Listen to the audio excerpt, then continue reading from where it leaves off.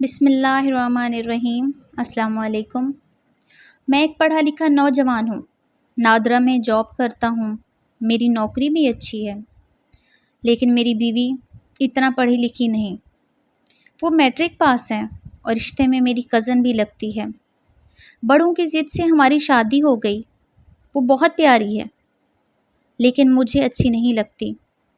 میں چاہتا کوئی پڑھی لکھی، کوئی ماڈرن سی لڑکی میری لائف پارٹنر ہوتی۔ میں اپنی بیوی کو ہر بات پر ڈانٹ دیتا۔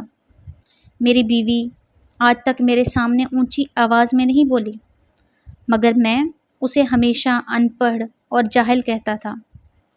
اس سے بہت اکتایا سا رہتا تھا۔ میں نے ایک دن کسی بات پر اسے تھپڑ مار دیا۔ وہ خاموش رہی۔ میں اس کی بےعزتی کر کے آفس چلا گیا۔ جب شام کو واپس گھر آیا تو اس نے میری فیورٹ بریانی بنائی ہوئی تھی۔ ہونا تو یہ چاہیے تھا وہ مجھ پر غصہ کرتی یا انا کرتی اور کہتی بھاڑ میں جائے، جو تھپڑ مارتا ہے اس کے لیے کیوں میں اتنا کچھ کروں۔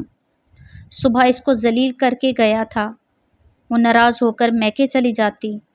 رات کو آیا تو میرے پاس آئی اور آہستہ سے بولی، آپ ہاتھ منہ دھو لیں، میں کھانا لگاتی ہوں۔ میرے لیے بیڈ پہ ہی کھانا لے کر آئی۔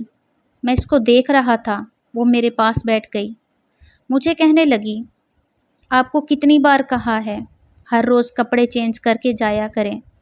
میں دھویا کروں گی۔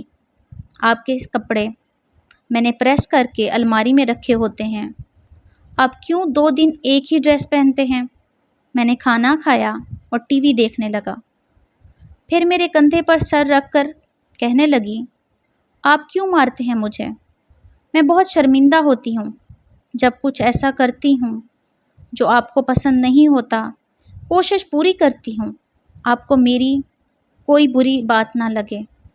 میرا ہاتھ اپنے ہاتھ میں لے کر آرام سے بیٹھ گئی۔ اس کا سر میرے کندھے پر تھا۔ مجھے محسوس ہوا وہ رو رہی ہے۔ جب دیکھا تو آنکھیں بند کیے ہوئے سر میرے کندھے پہ، آنکھوں سے آنسو بہہ رہے تھے۔ میں نے پوچھا،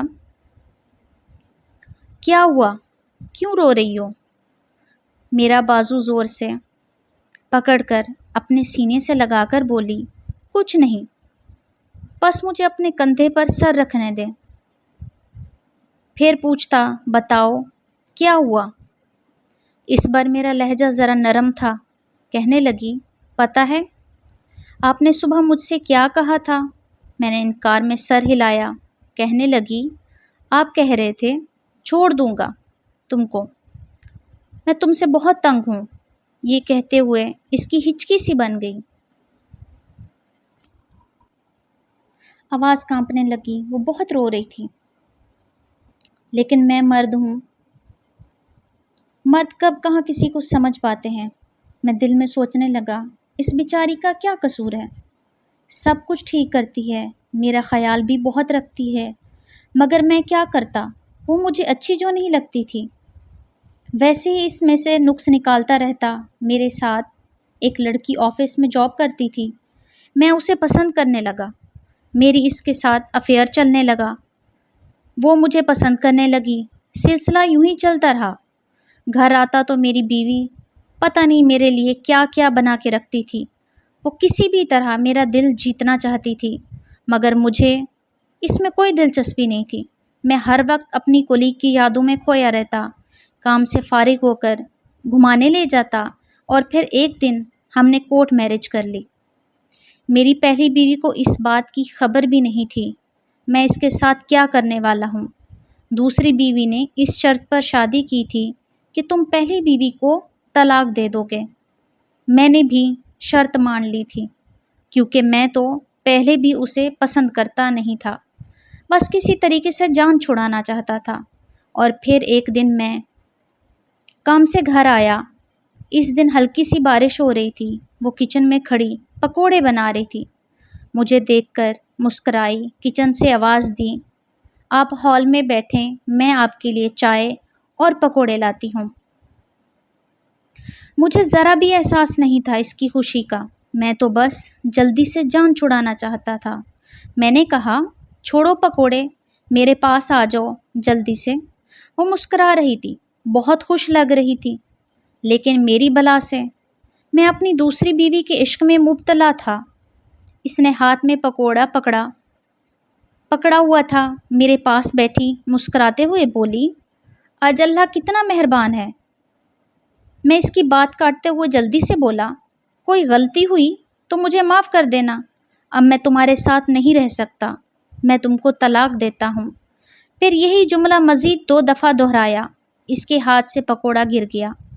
میں نے اسے کہا، اپنے بھائی کو بلاؤ، آ کر تمہیں لے جائے، میں نے دوسری شادی کر لی ہے۔ وہ جیسے بے جان سی ہو گئی۔ میں نے جلدی سے گاڑی کی چابی اٹھائی، دوسری بیوی کے گھر جانے لگا۔ وہ شاید آواز دینا چاہتی تھی مجھے، لیکن آواز نہیں نکل رہی تھی۔ میں چلا گیا۔ خدا جانے کب اس کا بھائی آیا، کب وہ گئی۔ دوسرے دن میں واپس آیا، دیکھا چولہے پہ تیل والی کڑھائی پڑی ہوئی تھی اور ایک ٹرے میں پکوڑے پڑے ہوئے تھے، چائے کا کپ ویسے ہی، دیگچی بھی ویسے ہی پڑی ہوئی تھی۔ اس نے بریانی بھی بنا رکھی تھی۔ کمرے میں گیا، سب کچھ سلیقے کے ساتھ صاف ستھرا پڑا ہوا تھا، لیکن بیڈ پہ ایک پیپر پڑا ہوا تھا۔ میں نے وہ پیپر اٹھایا، اس پر میری بیوی کی رپورٹس تھیں۔ وہ ماں بننے والی تھی، شاید مجھے بتانا چاہتی تھی، لیکن میں نے اس پہ قیامت گرا دی۔ وقت یوں ہی گزرتا گیا۔ آج میری 2 بیٹیاں ہیں، میری پڑھی لکھی بیوی ہے، لیکن زیادہ تر کھانا اب ہمارے گھر ہوٹل سے آتا ہے۔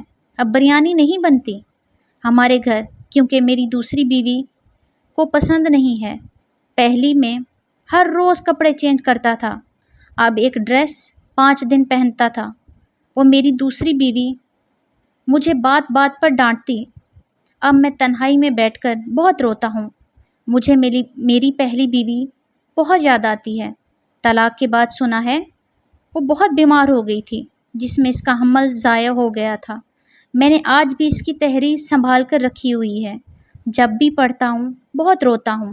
میں نے بہت ظلم کیا تھا اس پر، وہ بیچاری بے قصور تھی، وہ برباد ہو گئی۔ میں اسے زندگی میں واپس لانا چاہتا تھا، میں کیا کروں؟